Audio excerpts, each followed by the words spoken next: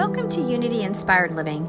Our community began in 1989 as a small worldwide Unity book study group, and we've continued the momentum as an ever-evolving spiritual community.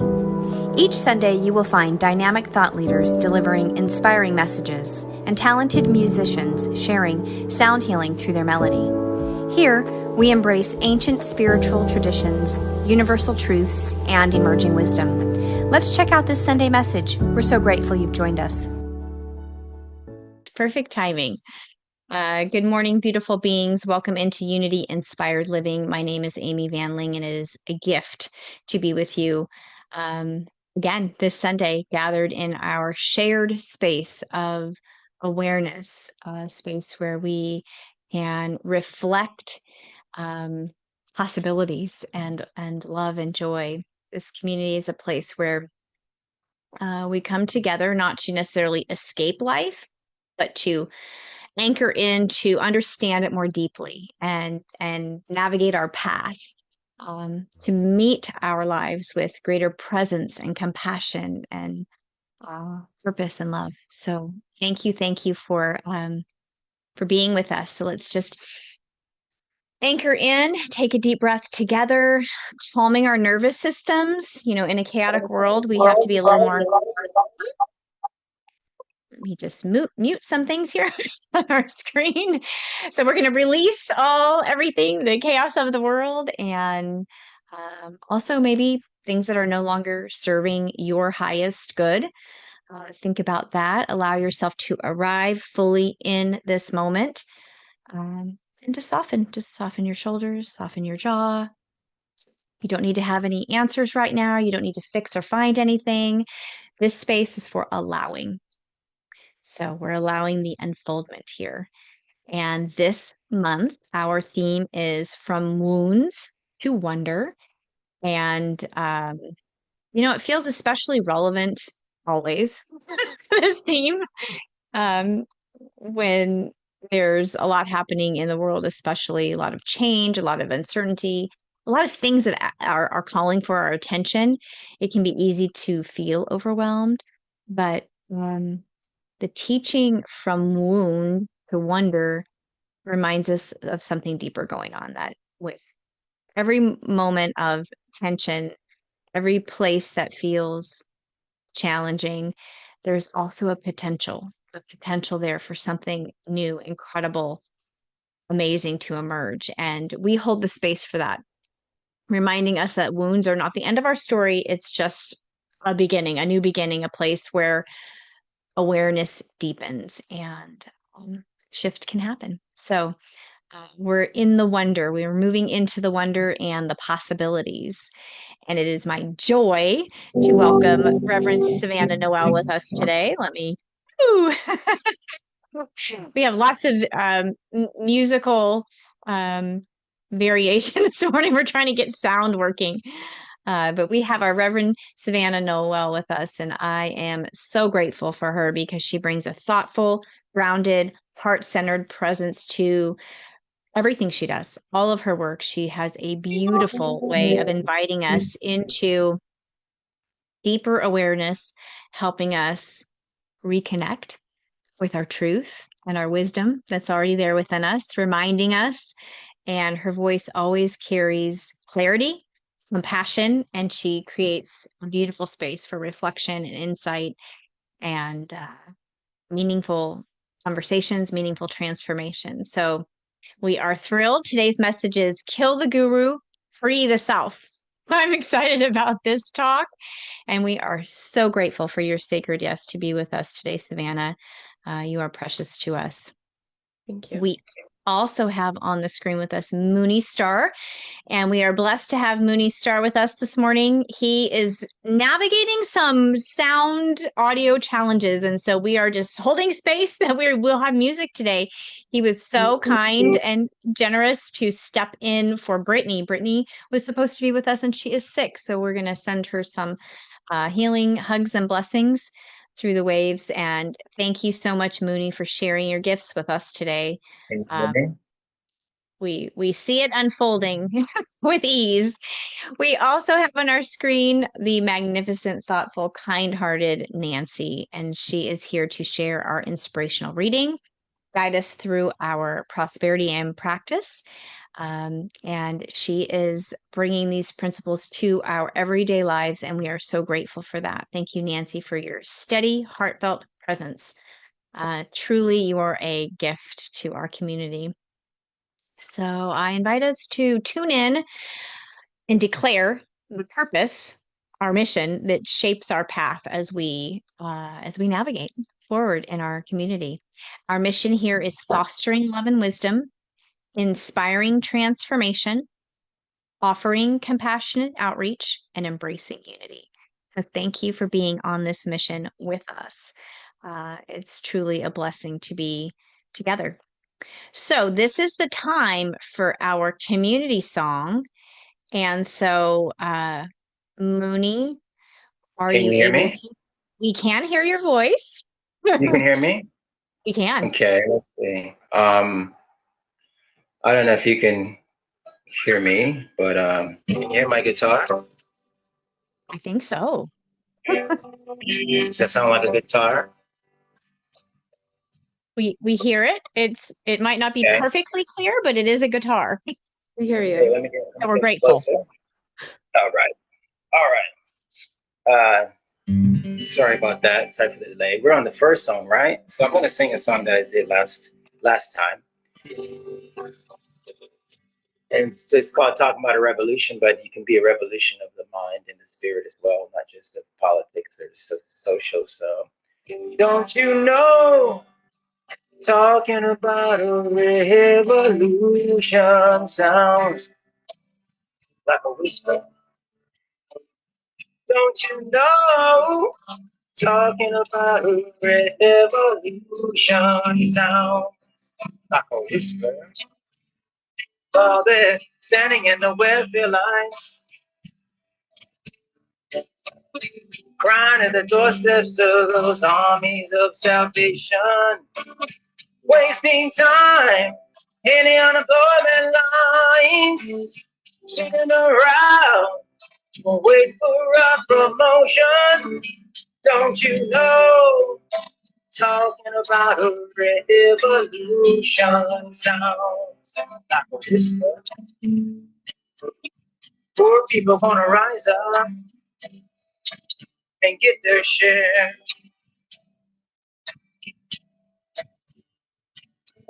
Our people gonna rise up and take what's theirs. Oh, don't you know? Talking about a spiritual revolution sounds like a whisper. Poor people gonna rise up and get their share.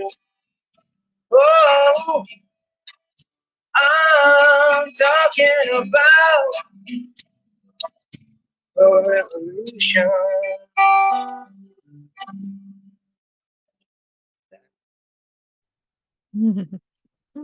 Thank you, Mooney. We appreciate you. I love that too. I mean, what did Marianne say? She said we're talking about a love revolution. Revolution. I agree.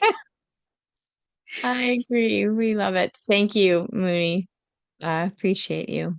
Okay, I'm going to hand the screen over to Nancy. She has our inspirational reading for us this morning. Thank you, Nancy. I'm going to read the announcements first. Okay. Okay. Good morning, everyone. Here are a few announcements for the month of April and beyond. Please mark your calendars for the third Saturday gathering and potluck this coming Saturday, April 18th, at Karen's home in Oakley. And please call me if you need her address. Also, mark your calendar for 2026. Our community gatherings and potlucks will be held every third Saturday of each month from 11 a.m. to 2 p.m. at a member's home or, weather permitting, at Veterans Park. If you are willing and able to host, please let me know. Also, mark your calendars for the first Sundays in June and December for our in-person services at the Antioch Community Center. And new this year, mark September 20th for our in-person service, which will be at 5:30 p.m. and will be the beginning of our annual Peace Walk in the Veterans Park in Brentwood. Please note the new time and location, Veterans Park, 5:30.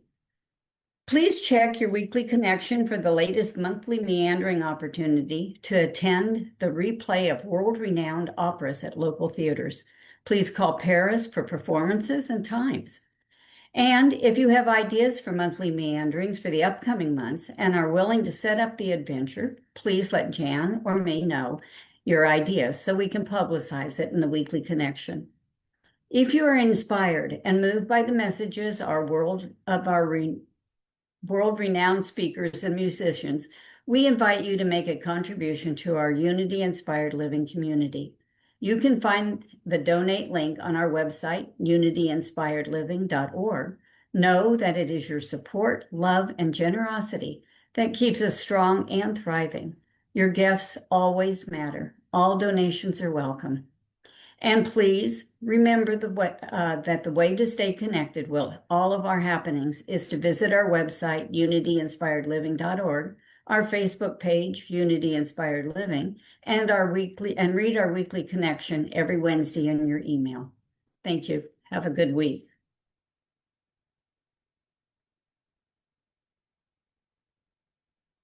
The reading. And now for our reading, which is from the Unity booklet In the Garden, Lent 2025, and aligns with our theme From Wounds to Wonder. I release anger. From casual annoyances to feelings of rage, anger may stealthily creep into our lives. We acknowledge that anger may be a call to action or even an alert to danger. Yet often our anger results from a bruise or wound we carry being pressed upon by life's experiences. By acknowledging anger, we begin to understand its source and ignite the process of healing. Releasing anger and any power we have given it allows us to take back this energy and move through the anger towards peace and wonder. As we release anger, we move toward living from our divine nature. As we release anger, we create a space for peace and contentment that allows us to live our days with ease. As we release anger, we are poised to let all we do be done in love. 1 Corinthians 16:14. You must understand this, my beloved. Let everyone be quick to listen, slow to speak, slow to anger. James 1:19. And the affirmation, I untether the grasp of anger and peace flows freely in my life. Thank you. I love that. Peace flows freely in my life. We'll go with that. Thank you, Nancy, for everything, all the space you hold for our community. We are deeply grateful for you. Sonia says, thank you, Nancy. Yes, yes, indeed. Okay, we're going to hand the screen back over to Mooney Star Music this morning. Mooney, you're on. All right. My next song will be one I did last week. We'll do or the week before, whenever I was last time on.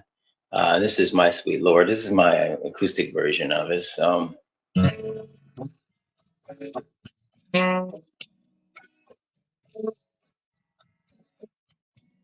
My sweet Lord,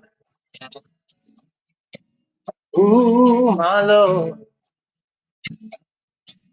I really want to see you. I really want to be with you. I really want to see you, Lord, but it gets so long, my Lord. Ooh, my Lord, my sweet Lord. My Lord, I really want to know you. I really want to go with you. I really want to know you, Lord, but it gets so long, my Lord.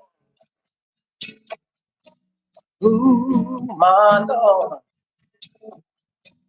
my sweet Lord. Ooh, my Lord. Oh, Oh, I really want to see you. I really want to know you. I really want to see you, Lord. I really want to see your love, but it gets so long, my Lord.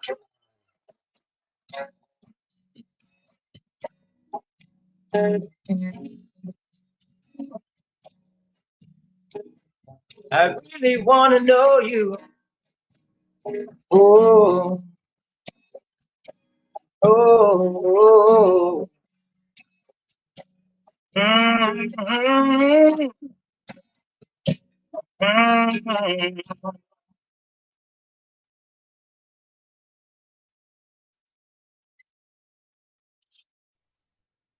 I Thank hope you, you heard Mooney. that. No, we did. Not so much the You did. guitar, but definitely your voice. Yeah, that was Oh, awesome. still not the So guitar. soulful. Okay, we'll work on that. We'll work on that. We're gonna have to figure out some of that audio, but your voice carries us. So thank you for sharing your soul through your music. We're grateful. We feel it. Okay, Nancy, I'm going to hand the screen back over to you. Nancy has our prosperity and practice for us this morning. Thank you, Nancy. Prosperity's 10 Commandments by Georgiana Tree West from the Unity Classic Library. Look only to God as your source. Prosperity principle. True supply flows from spirit alone, which is eternally active, whole, and complete. Prosperity in practice. The first commandment invites us into a radical simplicity. Look to no other source for your supply but God. This does not deny the forms through which good comes. It simply restores clarity about origin. Jobs, relationships, opportunities, and resources are channels. They are not the source. When we attach our sense of security to a single form, we become anxious. When we return our awareness to spirit as the source, something steadies within us. Unity teaches that truth is not something we chase. It is the state in which spirit dwells, a state of perfection that is always active, always creating, always expressing. This week, notice where you may be placing power outside of yourself. Gently return to the awareness that your good flows from an infinite source that cannot be diminished. Thank you. Thank you so much, Nancy, for that reminder, because sometimes we do need to like refocus, right? Get back on track. Our mind is spinning out every which way.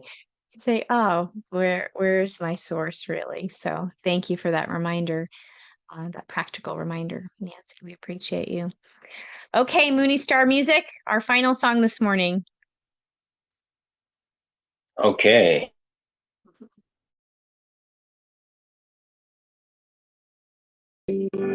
Well, I always think like something with a message, but really any song can convey kind of like what you want. So let's see here. I'll do an original. This is called Never Too Close to the Water. And I apologize for the guitar sound. I thought it was going to be a little bit better, but at least you can hear my voice, but next time you'll be able to hear the guitar. It was kind of a last minute thing, so.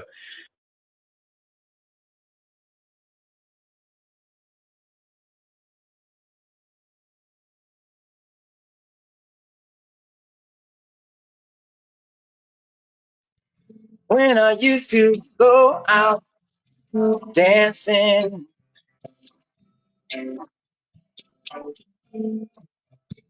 I'd always dance alone. Oh, never meeting anyone pretty or handsome. So I quickly rushed back home. The struggle we face is eternal. Reality exists only in our heads. Oh, well, this could be a goddamn simulation. For all we know, we could be dead. Oh, never get too close to the water. The sea might wash you away. Nobody really ever wants to die, no. We get so tired of living. Oh, and never get too close to the water. The sea might wash you away. Oh, nobody wants to die, no. We get so tired of living. Oh, never get too close to the water. The sea might wash you away. I don't even think I need a lover when all my songs, they love me just the same. Oh, never get too close to the water. And that's not a negative song. Actually, it's, if you look deeper into it, it's actually a song about spiritual yearning and kind of getting yourself out of this earthly realm and understanding that there's a much bigger galaxy and universe out there for us all. So I know some of the words are maybe a little bit direct about how we are dealing with our situation here on planet Earth, but it speaks to a broader spectrum of life. I think that's my interpretation of my own song. So, hope you enjoyed Yeah. it. Thank you, Mooney, for sharing. The thing is that your soul and your authenticity uh precede you. So there's no explanation really needed because we can feel you. And I Thank felt you. that for sure. And I know if I did, others did as well. So thank you for sharing so beautifully and authentically through your music and bringing that to us to have a full experience this morning. And thank you, Nancy, for your grounded, thoughtful, kind, loving presence. We are so grateful for you. Thank you both for tuning in this morning and getting us tuned in for our service. We are grateful for you. And we will Thank see you. you on the other side. Yeah. Thank you so much for jumping in this morning too, Mooney. Appreciate you that last minute pivot. Grateful, and thankful. Okay, everybody, are we ready? I would say we are ready to invite you to open your heart, open your mind, move anything out of the way, and be ready to receive as Savannah shares the message with us this morning. Kill the guru, free the self. Thank you, beloved. You're welcome. Good morning, everyone. I'm so grateful to be here. This title, though, is it's a big one. I normally wouldn't use that term in a title, but once you hear this talk, I think it'll make a lot of sense. And I've missed you guys. I haven't been here in quite a while, so thank you for bringing me back here. And I want to talk about something today that I have rarely spoken about. Over the years, you might have heard little tidbits from my life in this regard of this topic today. But a lot of the work that I've been involved with is relationships and boundary work. And I want to talk about something that I think resonates with so many people when it comes to this search for freedom and meaning, especially right now. And when it comes to the search for purpose and identity. And it's really personal to me because I've been moving through a major transition. And I wanted to share this as a way to acknowledge wherever you are on the path.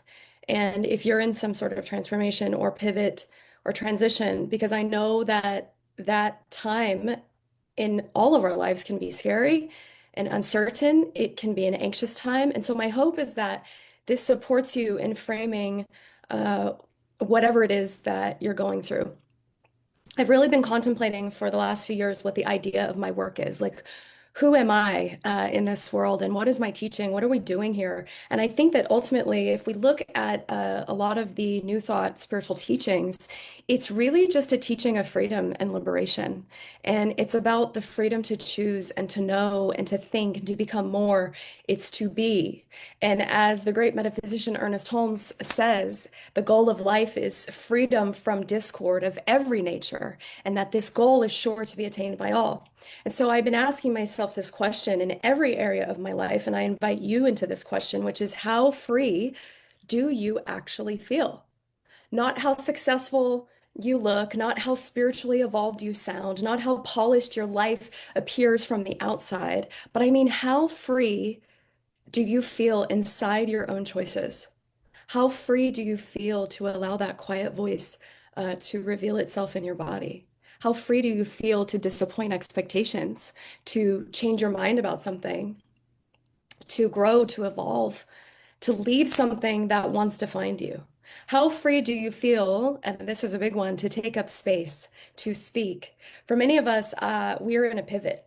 I know I am, and we've come to the edge, and we know that we want and need something greater in our lives. And most of us, I think, say that we want freedom, but what I think we really want is certainty. We want someone to reassure us that the step that we're about to take is the right one. We want someone to confirm the path and say, yes, that's the path. Keep going that way. You're doing it correctly. And that desire for certainty is where I think something really subtle happens, is we're looking for something out there and we begin to outsource our authority, like someone else must know the way, or this business idea or this person or this organization must know my path. And I think this goes deeper than our attachment wounds from childhood. You know, I am seen and loved and validated if I conform into the box that you've created, that the world has created and contained me in. And if I don't leave that box, then the apple cart's not going to tip over and you will not ultimately leave me. Like, that's been my story. You'd probably tell by that. And so we look to the teachers and the leaders and the mentors and the spiritual figures, and we look to the systems and the organizations. We look to people in our lives that we believe are wiser and further along and more enlightened. And we read the books. We've all done this, and we attend the workshops and we listen to the podcasts and we gather wisdom wherever we can find it, which isn't wrong. To be clear, I love teachers. You know, I've had incredible teachers in my life. Both my parents were teachers growing up. But at some point, I realized something slightly inconvenient, which is that none of them were actually living my life. And that is why I titled this Kill the Guru. Because what I mean is that at some point on the path of becoming fully yourself, you must stop outsourcing your inner knowing, that inner nudge, and giving authority away as if you don't know. It's that lie we talk about, as if we don't know, and we do know. The teacher's job is not to lead your life. The teacher's job is to return you to your own knowing. There's this familiar saying, you probably heard it in spiritual circles, that says, when the student is ready, the teacher appears. But I think there's a deeper truth that doesn't get talked about as often, which is when the student is truly ready, the teacher disappears. Because you finally learned to trust yourself. Because ultimately, no one can walk the path that only your soul knows. So when I first started walking this spiritual path about 25 years ago, I believed that the whole point, and I was pretty young, I think 16. I believed the whole point was to find the right teacher, the right community. I wanted to become famous. I wanted to be really great in the world. And I had a lot of support in this New Thought organization behind me. And I had movers and shakers and creative people who had really big platforms and influence. And they had seen something in me and they would say, Savannah, you've got that thing. You've got it. Here's your destiny. You're going to do great things. Go forth. And they would say things like, you should do this, or have you considered this? And of course, they're well-intentioned. And at that time, for me, And of course, in the Centers for Spiritual Living community that I grew up in, the conversation at that time, because I was so young, was, well, the youth are our future, and you're our youngest spiritual leader in this global organization, and you're going to be the future, and all of these cool things, right? And so, what did I do? I did everything I could to pursue that which I thought would give me approval. It would help me be visible and seen. And if they approve of me and they like what I'm doing, then I will be loved. I will belong. And so I read the books and I went to the workshops and I had people saying, "Oh my God, I wish that I was your age when I found this, you know?" And I sat in rooms with people who seemed wiser and calmer and more grounded and more certain about their lives than I ever felt. And I said yes to everything. I was yes, yes, yes. I said yes to everyone all the time because I thought that it would put me in front of people. And you know what? It did. And many of you may remember this. 2015, I was on the cover of Science Mind magazine and it went all over the world. And that magazine, ironically, this is kind of funny, ended up in a West Texas jail where I grew up. And there was a guy that I knew from high school who saw, he was in the day room, I guess, and he saw my last name. And he said, "Oh my God, I know her." And I had people in other parts of the world sending me photographs, you know, of the magazine cover of them near bus stops and mountaintops. And it was really cool. And it went all over the world. And so I spent about 20 years walking inside this spiritual community. And many of you have known me for quite a while, rooted in, you know, our New Thought principles, these ideas that we understand that are so beautiful and so life affirming about consciousness and creativity and the power of the mind to shape our reality. And, you know, we talk about quantum physics and how waves collapse into form and how our thoughts become things. And we're taught about the divinity and the interconnectedness of life, and that ultimately we are all one, and that there's one thing happening in the mind of the divine, and that we have dominion over our attention and our reality. And this teaching that I grew up in is life affirming and expansive, and I loved it. And it's given me, I'm sure you can relate, like language for the things that I already felt like deep in my bones. Yet I always had this pull that I needed to do something more, that there was something different for me. So, unlike a lot of people in the teaching, I really explored those edges.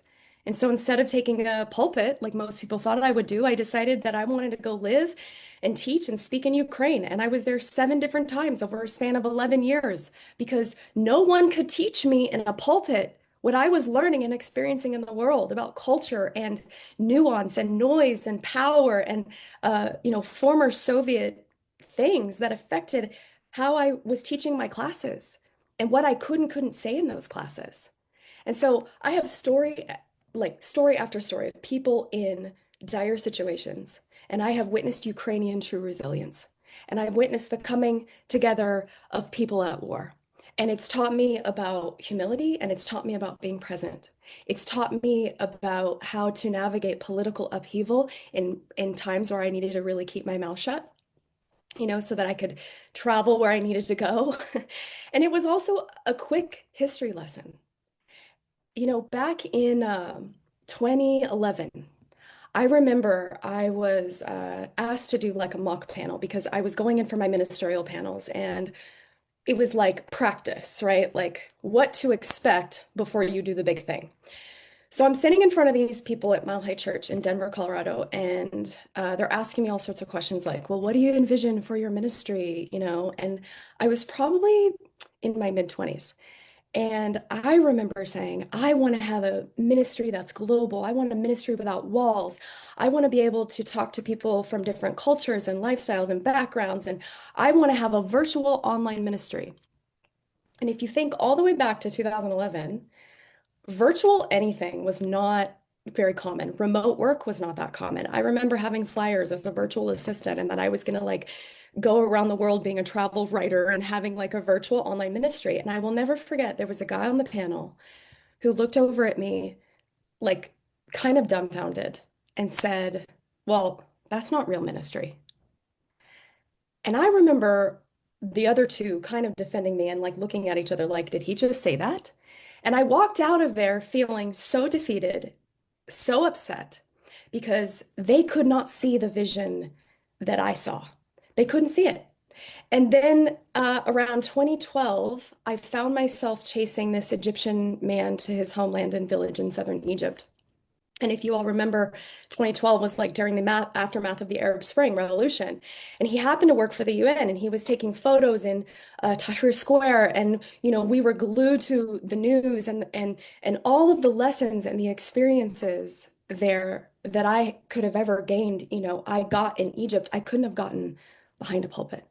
We traveled to his village where um, people would come up to me and like want to touch my skin, and it was just so interesting, where we had fresh fruits and vegetables on the Nile, and we took these convoys out into the desert to visit like different temples, like the Temple of Hathor and Dendera, and it was powerful and it was palpable. And the interesting thing about Egypt is that even just being there, it's like it's always calling me deeper. I kept saying, I want to build a community without walls. So I had thought that Ukraine was hard, but living um, in Egypt prepared me for far more than I could have ever learned behind a pulpit.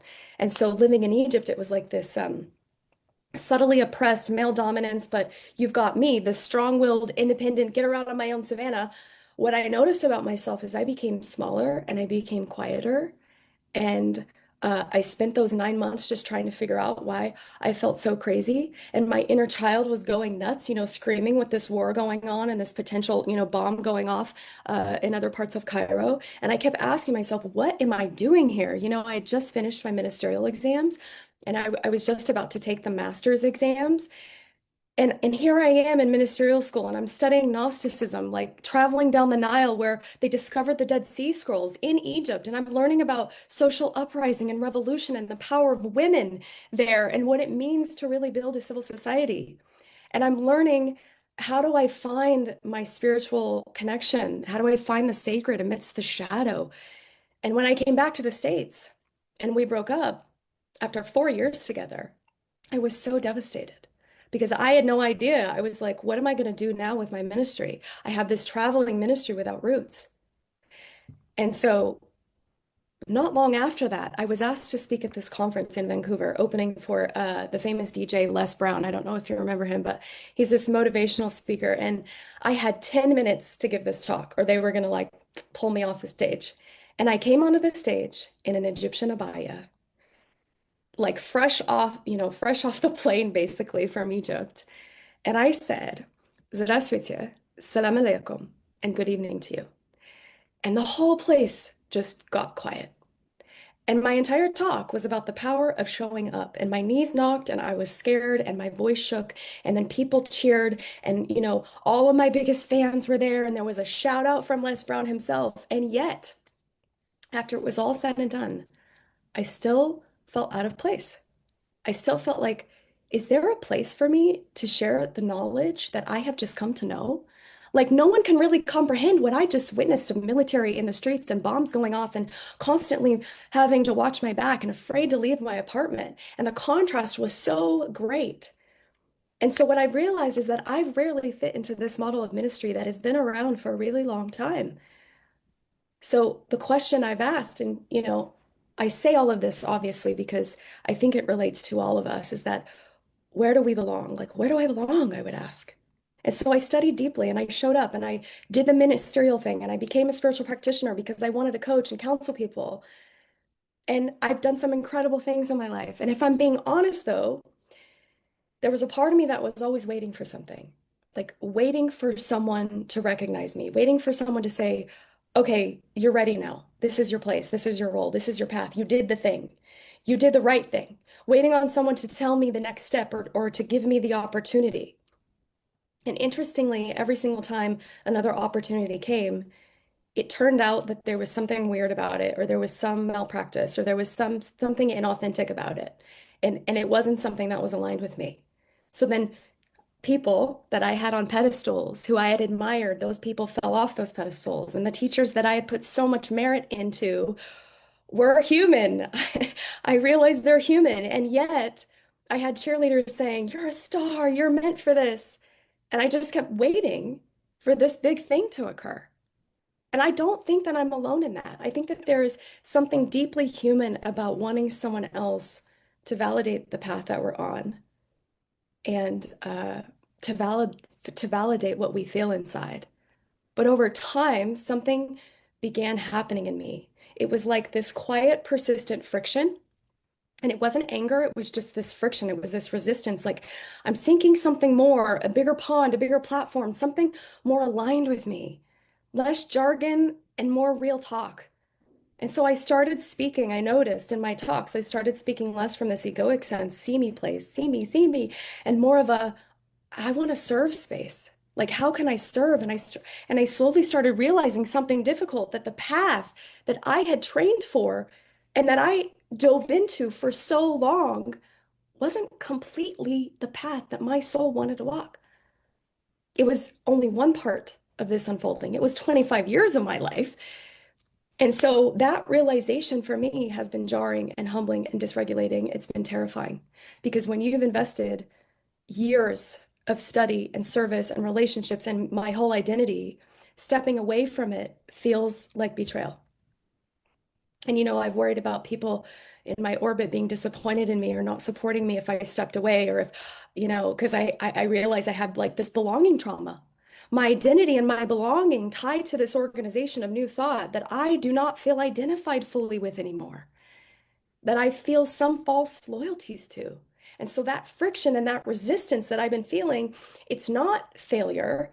I've had to realize that it's just misalignment, that sometimes we outgrow those things, that it was my becoming, that because no organization or person or system can define the path that I was meant to walk.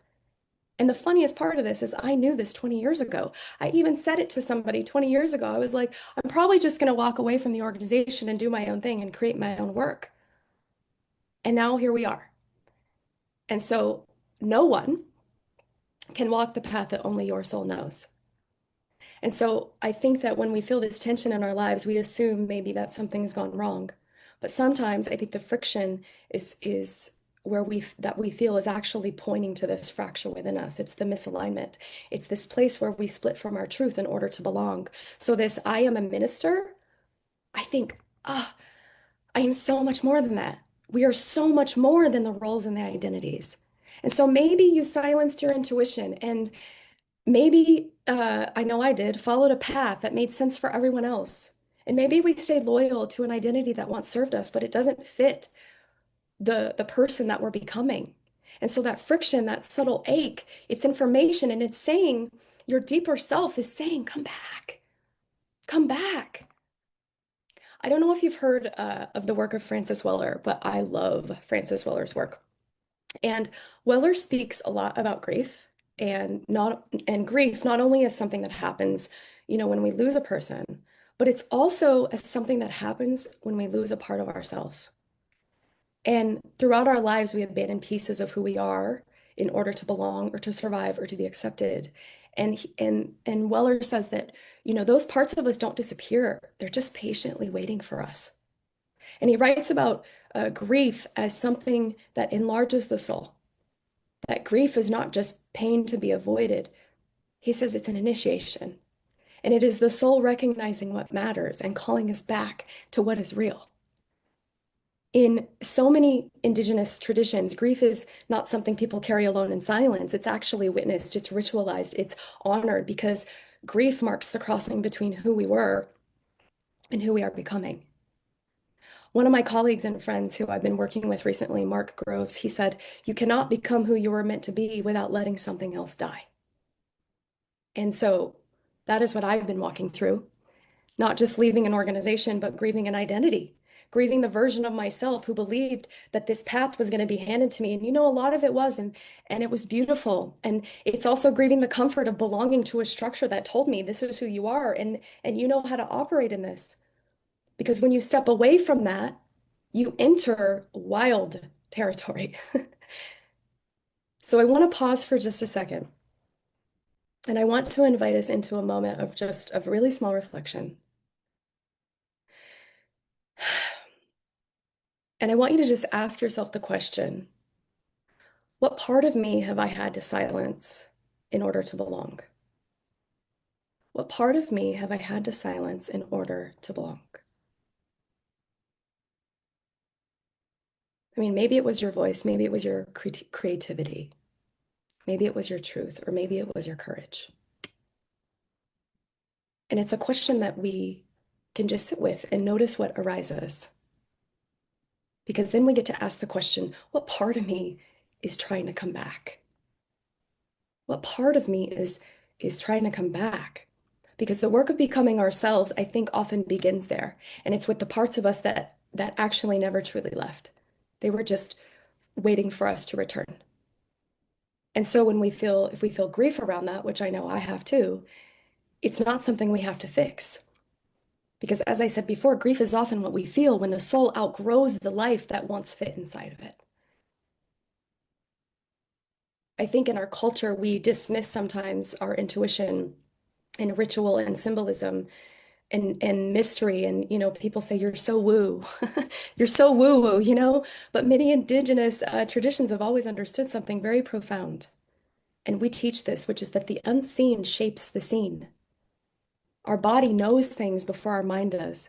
Our dreams speak in symbology and symbols, and our grief carries a certain wisdom. And that quiet guidance that we feel inside, it's the one that we often ignore because it doesn't come with, identity and credentials. It's often the most trustworthy source that we have, and it's the most trustworthy voice that we have. And so when we say woo, maybe the woo is the way. The mystical is not an escape from reality, it is a deeper participation in it. So to wrap all of this together, here I am now, 25 years later, into this spiritual path that has shaped me, and realizing that if I'm going to do the work that I feel called to do in this lifetime, and we all have our work, we all have our purpose, we all have that urge, that nudge, right? And if I'm going to do the work that I feel called to do in this lifetime, then I have to leave the nest. And you might have to do that too. And there's a grief there that I'm walking through, and a grief of, why didn't I leave sooner? A grief of what I might lose, or the identity that kept me safe and small. And so I invite you and myself to trust that the years that, we've spent learning and been on this path, those years were not wasted. To trust that everything I studied will weave itself into my work, which it does. To trust that my voice does not need to sound like anyone else's, and neither does yours. Because at some point on this spiritual path, it stops being about finding the right teacher, and then it starts being about becoming the adult in our own soul. And I think that is the moment that we finally kill the guru. And it's not the teacher that's outside of us, but it's this belief that someone else must define the path. And if you take anything from this talk, it is eventually that you remember no one can walk the path that only your soul knows. Ernest Holmes said, never limit your view of life by any past experience. The only limit to your realization of tomorrow will be your doubts of today. So be willing to step out into the unknown and trust that the spirit within you is greater than any circumstance. So all my friends, I think there comes this moment on the spiritual path when we are called to step into the unknown on this path that we don't get to know the ending.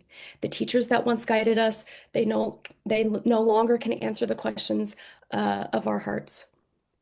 And the systems that, once held us begin to feel too small for the life that we're wanting to step into, for who we're becoming. It could be the job, it could be the relationship that you're afraid to leave, but you know that you've outgrown.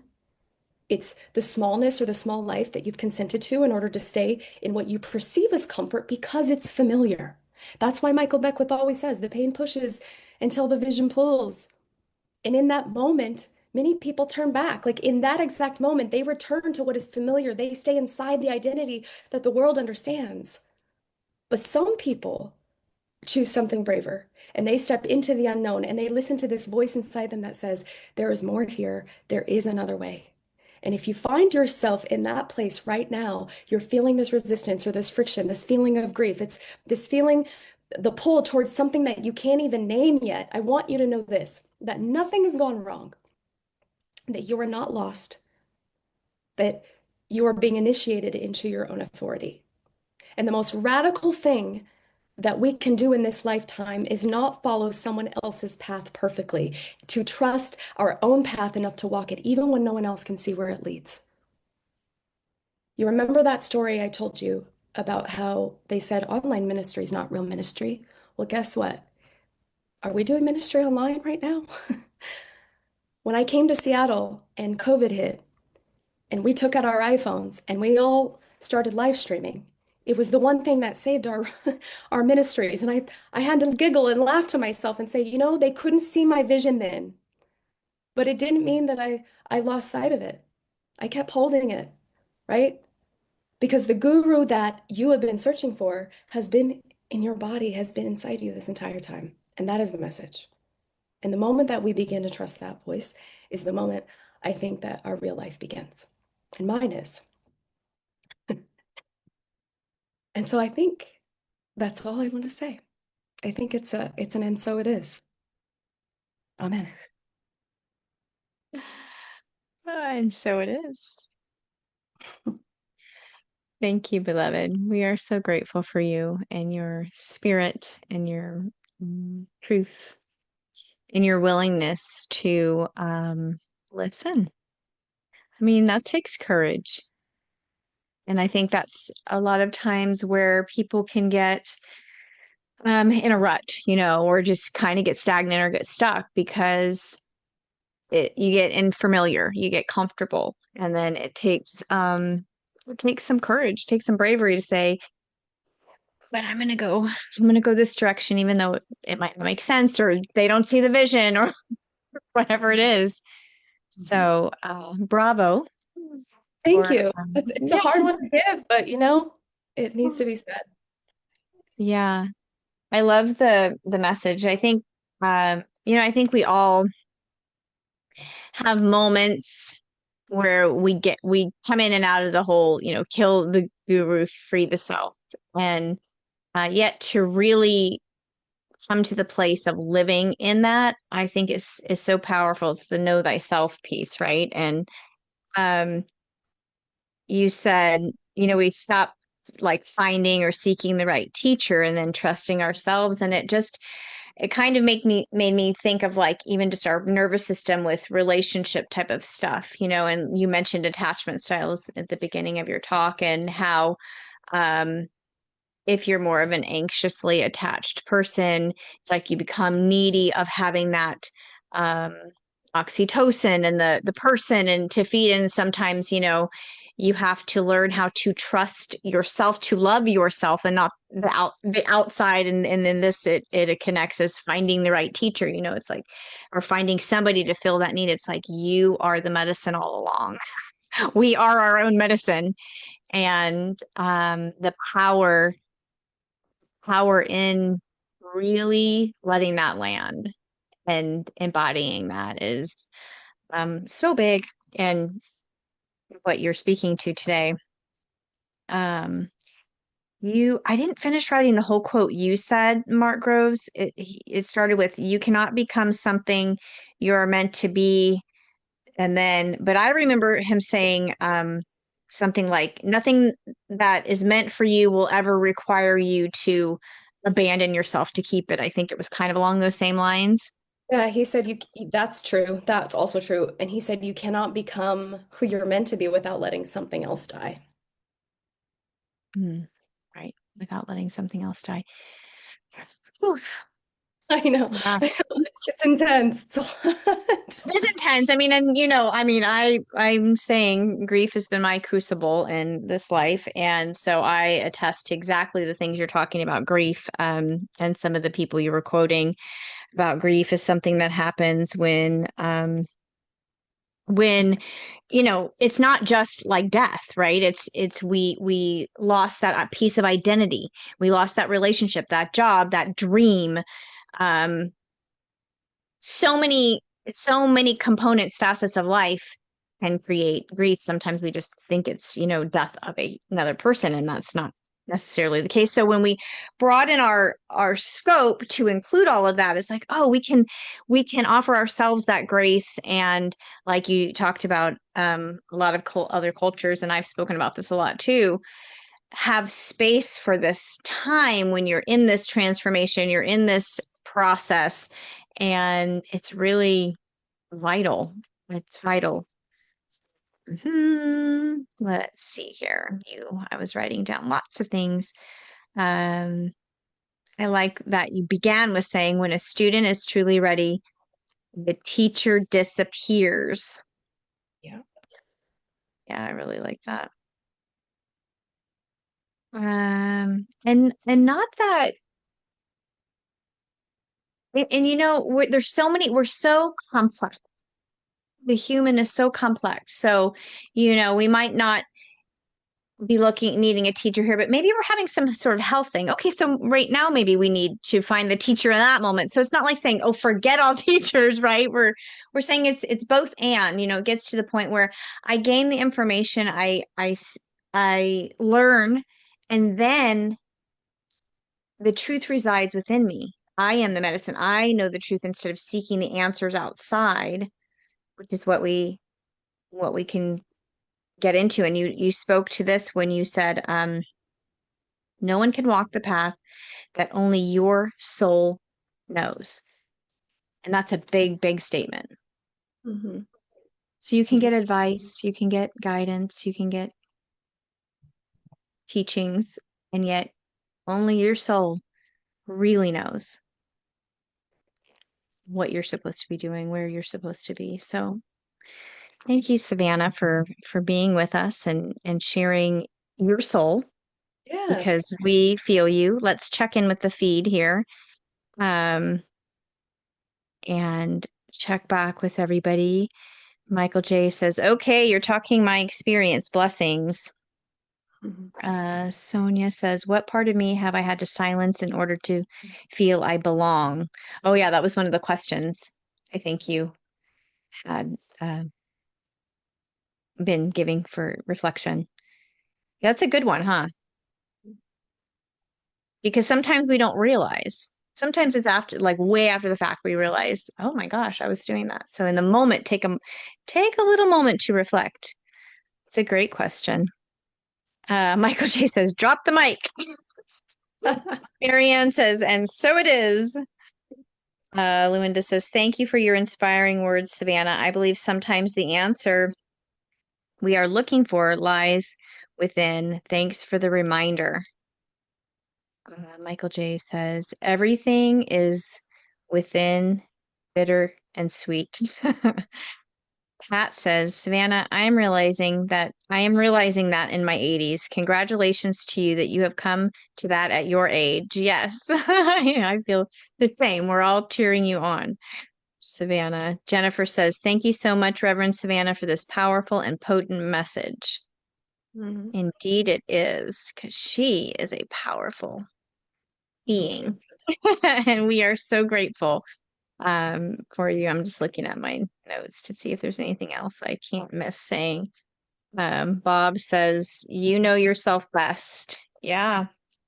And sometimes we need this reminder, right? And there's lots of information and advice and words of wisdom out there, and they're all great. And we can take all of that and then bring it to the source. Yeah. Well, you know, a lot of people might be wondering, okay, well, if you're leaving the nest, then what are you doing? I'd love to share that if that's okay. Yeah, we would love for you to share that. Yeah, so I have launched myself into the world of podcasting. So you can find my recently launched podcast called the Savannah Noel Podcast. It's on Apple and Spotify, and it's also on Substack. So you can follow all my writings, and every time I release, you know, a new episode, it goes out on Substack, which is also a way that people can support my work and the expansion of it. I'm also in a process right now. I'm about to launch a one-on-one coaching program, which I'm super excited about. And the program is called, makes sense, Come Back to Yourself. So it's a 4-week moduled coaching program, and it's literally about to launch. So super excited. But you can find all that information. It's going to be on my website soon. You know, this is a process, but you can find me, you can find all the information on my Substack, on Facebook, Instagram, and then yeah, go follow my podcast. We will. Thank you, beloved. We are so grateful for you, for your share, for all that you are bringing to the world, all that you showed up. You were telling the story about showing up opening for Les Brown. Yeah. You showed up. Yeah, there's so much in showing up and saying yes. Well, how can I serve? And you made that point too, which I think is really, really vital. Because when we start asking that question, You show up different. show up differently. That's exactly right. It's a whole different game. You're in the whole different field. Totally. So thank you for bringing that up too. It's a different space to be in. Did Sonia say something new? Let me see. That was a mic drop. I was thinking that right as Amy read Michael J's comment. Yeah. Oh, good stuff here. Good stuff. Well, Reverend Savannah, we love you. We support you. We're so grateful for you, and we will follow you and find you and track you. And I know we'll see you again here. And we support you and thank you for your authenticity, your courage, your bravery, your willingness to say yes and show up. Thanks for having me. It changes the trajectory of everything. Yeah. So thank you. And everybody remember to share the messages you hear out, because this community can, not only nourish your life, it can nourish other lives. So find the message on YouTube and share it with somebody that, everybody would like to hear this message. Thank you. So thank you for being here, beautiful souls. We invite you to participate in the sacred exchange of giving. You can do that on our website, unityinspiredliving.org. Please know that your generosity allows this space of connection, music, transformation to continue. It is meaningful, and we are so grateful. We are going to close with our prayer of divine. No, we are closing with our prayer of protection. And I want you to allow this prayer to land for yourself, to receive this prayer. The light of God surrounds you. The love of God enfolds you. The power of God protects you. Presence of God watches over you. The mind of God guides you. The life of God flows through you. The laws of God direct you. Peace of God abides within you. The joy of God uplifts you. The strength of God renews you. The beauty of God inspires you. And wherever you are, God is, and all is well. And that is why you are the guru. That is why the source is here, because all that. Thank you, beautiful Reverend Savannah. We support you. We will follow you. We are grateful for you. Blessings, blessings. And thank you, everybody, for being with us today and co-creating this space. Shine on, bright ones. We love you. Blessings and peace.